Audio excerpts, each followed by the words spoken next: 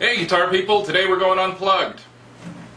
I've got my Dove out today. This is a 2008 Gibson USA Dove.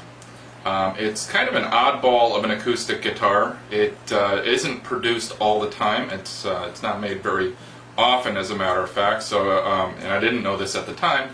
It tends to be a bit on the uncommon side, but there are a bunch of these out there. The Dove's been produced since the late 1960s, I want to say around 1968 or so. And what that spurred from was Gibson responding to Martin Guitar's tremendous success with building a body style known as the Dreadnought, which was a square-shouldered, large-bodied acoustic guitar with steel strings on it. Gibson's model up until that time that they were most well known for was the J45, which is a round-shouldered design.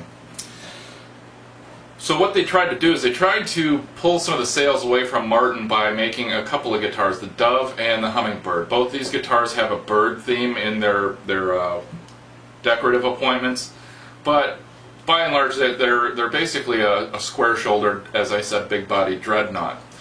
The Dove is made with a maple body, and on this example you can hopefully see that there is some pretty good flame maple going on here, and as well the neck, which is a 5-piece maple and walnut neck, again with flame maple. It's kind of funny because on an electric guitar you save this sort of pretty wood to put on the front of the guitar where everyone can see it. What this amounts to in terms of the sound is the Dove does tend to be a little bit perhaps louder than a guitar made the same way out of a mahogany body. The tones tend to be a little bit brighter, a little less warm. What I've found overall, comparing this to some of the other acoustic guitars that I've owned over the years, is that it tends to have a very mellow, sweet kind of a sound that isn't really, in a manner of speaking, terribly powerful sounding, but it is very even-tempered and very suitable to me for a variety of things. The original Doves came with a Tune-o-matic bridge, believe it or not. That is the same type of bridge that you see on electric guitars. I'll show you the guitar from my last video here, and what you see here is a Tune-o-matic bridge right behind the pickup. A big honkin' chunk of metal that you can adjust the saddles back and forth for. And they put these on the original Doves so that you could adjust the intonation of the strings. Well, it was kind of a bad idea. I'm not sure why they did it. They weren't stupid back then, so I'm not sure what really was the driving force behind that, but basically putting a big chunk of metal on top of a thin wooden top that needs to resonate freely tends to damp that vibration and deaden the sound of the guitar. So pretty quickly they removed that and went to a more traditional bridge with the saddle like you see here. This is not actually bone, this is tusk, which is a synthetic substitute for ivory, and that's the way they're made to this day. During the 1980s, Gibson, I should say back into the late 70s, into the 1980s, during that period of time known as the Norlin era, where the Gibson Guitar Company had been bought out by a large corporate conglomerate, it's generally viewed as the worst time in the company's history in terms of quality. And the way that the Dove model was impacted, along with all of their other acoustic guitars, is during that period in the early 80s, they kind of lost their way a little bit, and their guitars were, their acoustic guitars anyway, were really not very well regarded. And part of the reason for that is to deal with reducing the costs of warranty claims and the frequency of warranty claims. They tended to make the tops out of thicker wood, so that they'd be more resistant to warping, cracking, and buckling due to changes in temperature and humidity. These are all sorts of normal things that you have to deal with when you have any acoustic instrument, whether it's a guitar or a violin or even a drum to some extent. And they chose to address that by making the wood thicker. Well, unfortunately, for an acoustic guitar to work well, it needs to really walk that line between almost being too weak to be structurally sound and being strong enough to withstand the forces from the strings pulling on it and things like that. These tops tend to be made out of, when they're made well, a solid thin sheet of wood, typically spruce or cedar, that is braced underneath by various crisscrossing wooden braces. If you've never actually looked at the inside of an acoustic guitar, that works kind of like the superstructure on a bridge to resist the loads being generated by the strings constantly trying to pull the top this way under string pressure. So what happened is, in the late 90s and early 2000s, somewhere in that time period, a gentleman by the name of Ren Ferguson went to work for Gibson, and he really started out with the goal of trying to recapture some of the classic kind of reputation that Gibson had built for themselves in years long past. The kind of reputation that made other manufacturers like Guild basically copy their designs outright. So what they did is they set up a new factory in Bozeman, Montana, and went about redesigning how these guitars were built.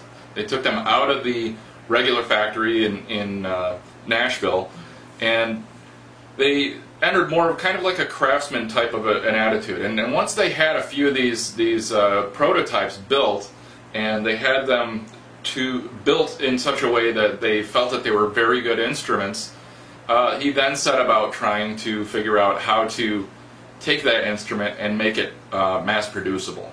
And today, even though they tend to be extremely expensive, the Gibson Acoustic Shop's guitars tend to be very well regarded in terms of their sound and their ability. There's many people out there that think that you know, they do have their own unique sound, and there isn't anything that really substitute for it. A little bit about the features of this guitar.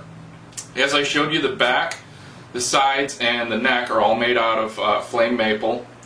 The top is spruce. The bridge is rosewood with mother of pearl inlays.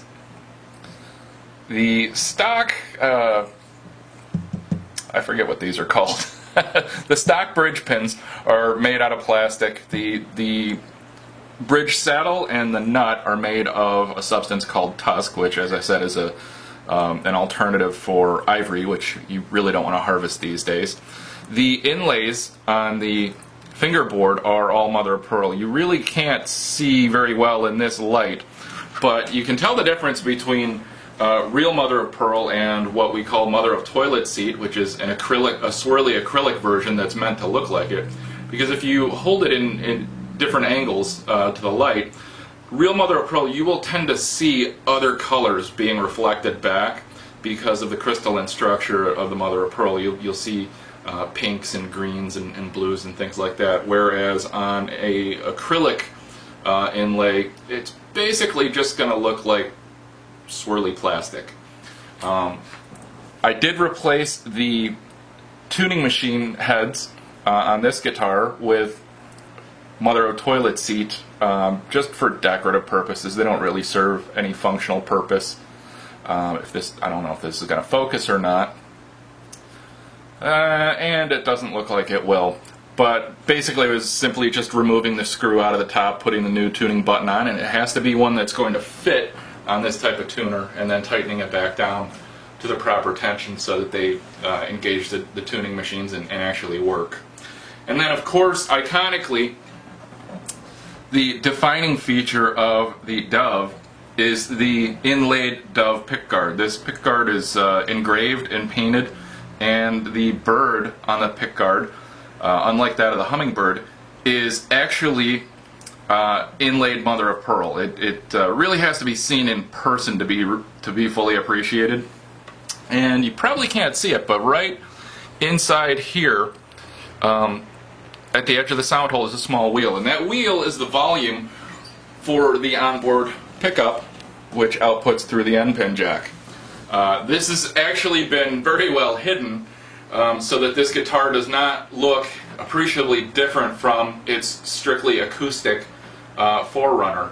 But this is in fact an acoustic electric guitar, and you can run it right out to a PA system. I tend to prefer to mic a acoustic guitar because you pick up a lot more of the richness of the tones that way by pointing a microphone at the body, either at the 12th fret or slightly behind the sound hole.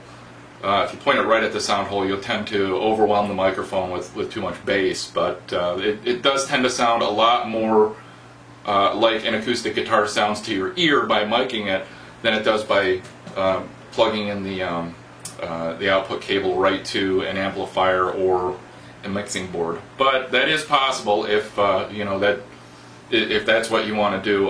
Sometimes you need to do that to deal with onstage noise and what have you. But this is a very expensive guitar. When I bought it at the time, I got it for about $600, $700 off the retail price because they were trying to liquidate their remaining inventory. One of the stores that I purchased from, and basically it was one of those things I looked at the time, kind of like my Flying V, as at some point in my life I would like to have an American-made acoustic guitar in this case, and it's the sort of thing that if you have the means available to you, that I thought that you should treat yourself to once in a lifetime. Of course, as is typical of my foolishness, I didn't stop with the one, but it was kind of my entry into American-made acoustic guitars. At this point, I'd still like to get a Martin someday, but for now this is more than suitable as far as being an excellent guitar for me. And it served me well. The thing that I'll caution you about if you're thinking about purchasing a high-end acoustic guitar is you need to keep the thing hydrated. You need to buy a humidifier and keep it in the guitar, especially if you live anywhere resembling where I do, like a northern climate where in the wintertime you're running the heat all the time and the air gets extremely dry. What will happen is that the wood will shrink and warp as the air dries out. So in the wintertime this thing basically gets kept in its case when it's not being played with a humidifier stuck in it. I had an incident where I thought I had irreparably damaged the guitar. As it turns out, after about 2 weeks of rehumidifying the guitar, it came right back. I mean, it's built right, and it came right back to the way that it was supposed to be, and ever since then I've been extremely careful of that. As far as availability, I don't know that they're making these now, but they haven't officially discontinued them. They're just they're not always available. As a matter of fact, the last couple of years that I've been kind of casually looking to try and price these out, I haven't found any new Dove models for sale anywhere. They will probably do another run of them at some point in the near future, and I believe that's probably the way they operate, is they'll just do small batches of these as time allows in their production schedule between building other guitars. It's not in the regular lineup. It's actually, I don't believe it's still on their website as a standard model. But they have a higher end model called Doves in Flight that has a lot more inlay work on it, and that was the last version of this guitar that I saw available in their regular catalog. That was a couple of years ago. But you do see these pop up on Craigslist and the internet from time to time. You're going to be looking somewhere, depending on condition and age, between $2,000 and $4,000 for one of these guitars. The last MSRP on this guitar was, I believe, around $3,300, and that would have been probably around 2013, 2014, somewhere in that time frame. They did have a quality issue on Doves and Hummingbirds with the pickguards where the paint was rubbing off because the vendor that they had used for the pickguards, the paint wasn't sticking very well to the celluloid pickguard. So since then they've done a number of things. If you have one of these guitars and from that time frame, mid 2000s to early teens, where the paint does rub off like that, You can write to Gibson customer service as long as you're the original owner, and they will ship you a new pick guard, or you can take it into one of their authorized service centers and they'll replace the pick guard for you. Since then, they've I don't know if they've changed the vendor, but they've done something with the paint where it doesn't really rub off anymore, whether it's either been sealed in with another layer of plastic, or whether it is it just a different formulation on the paint. They don't really seem to have that problem anymore. So that's about all I have to say about this guitar. If you've got any questions, feel free to comment or send me a message, or like if you like this kind of content, and we'll see you next time.